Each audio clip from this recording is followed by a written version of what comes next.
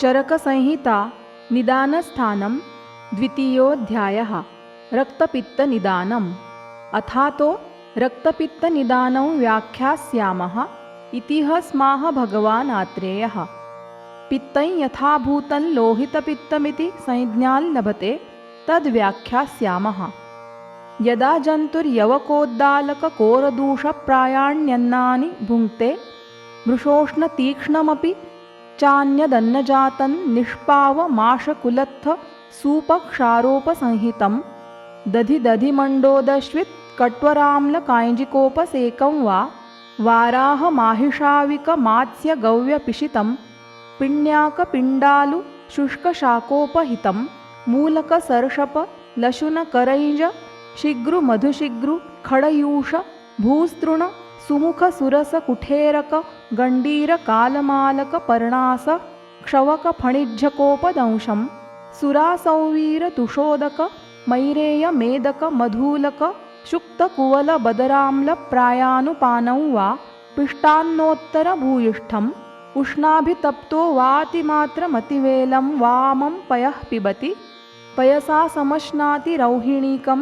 काणकपोतं वा सर्षपतैलक्षारसिद्धं कुलत्थपिण्याकजाम्बवलकुचपक्वैः शौक्तिकैर्वा सह क्षीरं पिबत्युष्णाभितप्तः तस्यैवमाचरतः पित्तं प्रकोपमापद्यते लोहितं च स्वप्रमाणमतिवर्तते तस्मिन् प्रमाणातिवृत्ते पित्तं प्रकुपितं शरीरमनुसर्पद्यदेव यकृत्प्लीहप्रभवाणान् लोहितवहानां च स्रोतसान् लोहिताभिषन्दगुरूणि मुखान्यासाद्य प्रतिरुन्ध्यात् तदेव लोहितं दूषयति। संसर्गाल्लोहितप्रदूषणाल्लोहितगन्धवर्णानुविधानाच्च पित्तं लोहितपित्तमित्याचक्षते। तस्येमानि पूर्वरूपाणि भवन्ति तद्यथा अनन्नाभिलाषः भुक्तस्य विदाहः शुक्ताम्लगन्धरस उद्गारः छर्देरभीक्ष्णमागमनं छर्दितस्य बीभत्सता स्वरभेदो गात्राणां सदनं परिदाहः मुखाद्धूमागम इव लोहलोहितमत्स्यामगन्धित्वमिव चास्यस्य रक्तहरितहारिद्रत्वमङ्गावयव शकृन्मूत्रस्वेदलालासिंहाणकास्य कर्णमलपीडकोलिकापीडकानाम् अङ्गवेदना लोहितनीलपीतश्यावानामर्चिष्मतां च रूपाणां स्वप्ने दर्शनमभीक्ष्णमिति लोहितपित्तपूर्वरूपाणि भवन्ति।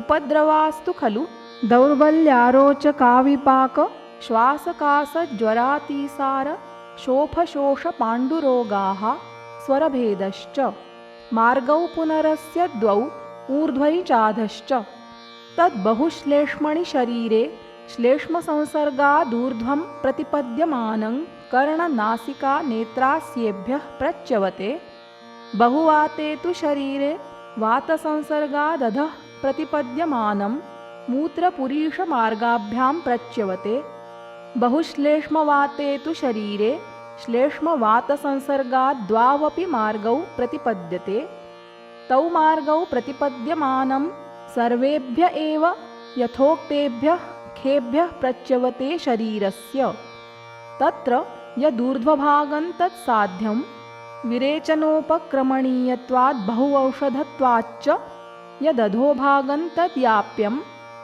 वमनोपक्रमणीयत्वादल्पौषधत्वाच्च यदुभयभागं तदसाध्यं वमनविरेचनायोगित्वादनौषधत्वाच्चेति।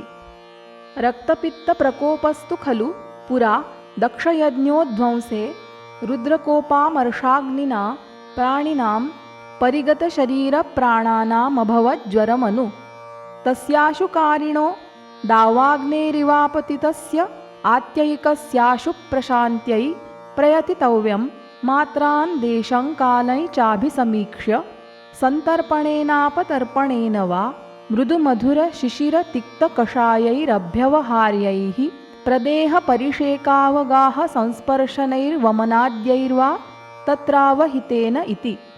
भवन्ति चात्र साध्यल्लोहितपित्तं तद्यदूर्ध्वं प्रतिपद्यते विरेचनस्य योगित्वात् बहुत्वात् भेषजस्य च विरेचनं तु पित्तस्य जयार्थे परमौषधं, यश्च तत्रान्वयः श्लेष्मा तस्य चानधमं स्मृतं। भवेद्योगावहं तत्र मधुरै चैव भेषजं, तस्मात् साध्यं मतं रक्तं यदूर्ध्वं प्रतिपद्यते।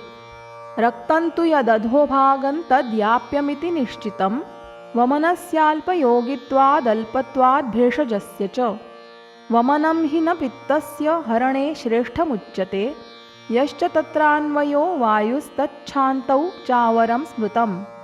तच्चायोगावहं तत्र कषायं तिक्तकानि च, तस्माद्याप्यं समाख्यातं यदुक्तमनुलोमगम्। रक्तपित्तं तु यन्मार्गौ द्वावपि प्रतिपद्यते, असाध्यमिति तज्ज्ञेयं पूर्वोक्तादेव कारणात्।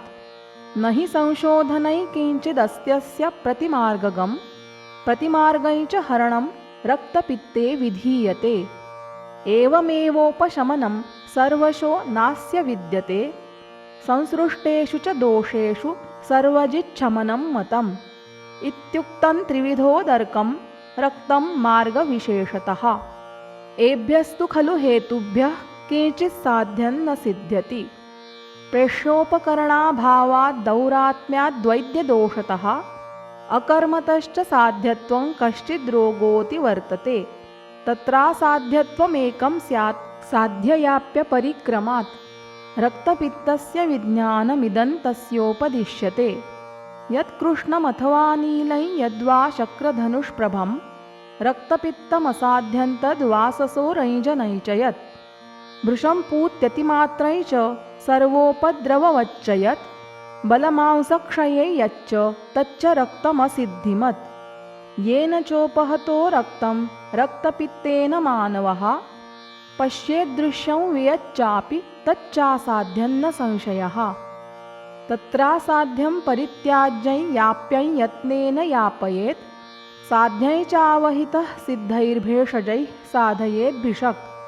तत्र श्लोकौ कारणं नाम निर्वृत्तिं पूर्वरूपाण्युपद्रवान्, मार्गौ दोषानुबन्धै च साध्यत्वं न च हेतुमत्। निदाने रक्तपित्तस्य व्याजहार पुनर्वसुः, वीतमोहरजोदोष लोभमानमदः स्पृहः। इत्यग्निवेशकृते तन्त्रे चरकप्रतिसंस्कृते निदानस्थाने रक्तपित्तनिदानं नाम द्वितीयोऽध्यायः।